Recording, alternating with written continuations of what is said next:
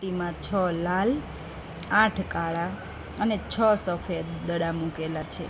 તે પેટીમાંથી યાદચ્છિક રીતે લીધેલ દડો કાળા રંગનો ન હોય તેની સંભાવના કેટલી? પ્રશ્નને ખાસ જોવાનો. કાળા રંગનો હોય અને કાળા રંગનો ન હોય, અહીંયા જ સૌથી મોટી ભૂલ થઈ જાય છે. તો ક્વેશ્ચન શરૂ કરીએ. તો કે કુલ પરિણામો. n 6 લાલ છે, 8 કાળા છે અને 6 સફેદ છે. કુલ દડા કેટલા છે? તો કે 20. તો આપણા n કેટલા છે? 20 દડા. અનુકૂળ પરિણામો કે જેને સંકેતમાં આપણે કહીએ છીએ પ્રોબેબિલિટીની ભાષામાં m.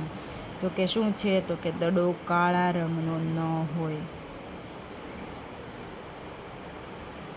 આપણે જોઈએ છીએ કાળા રંગનો ન હોય તો કેવો હોય? લાલ હોય અથવા તો સફેદ હોય. એટલે 6 અને 6 તો કે m કેટલા થશે?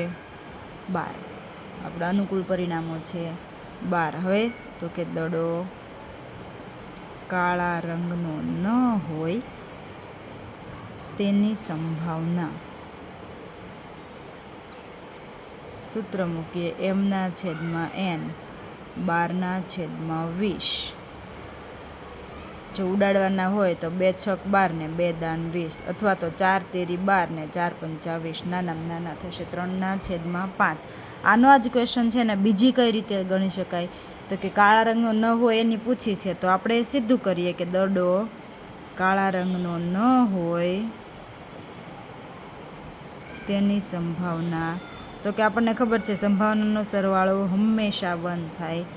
તો 1 - દડો કાળા રંગનો હોય તેની સંભાવના.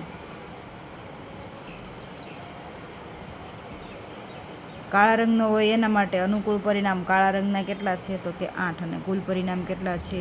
20. લસા લઈએ. 20 એકાને 20 - 8/20. 20માંથી 8 જાય તો 12/20. Same answer 3/5.